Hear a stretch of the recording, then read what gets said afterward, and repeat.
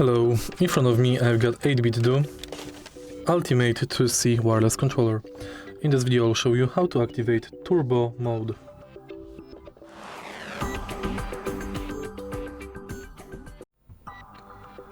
In the beginning,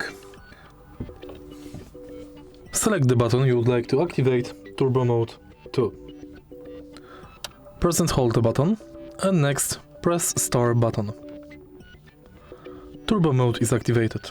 To deactivate it, again press and hold the button and press star button. If you want to activate auto turbo mode, press and hold the button and then press star button twice.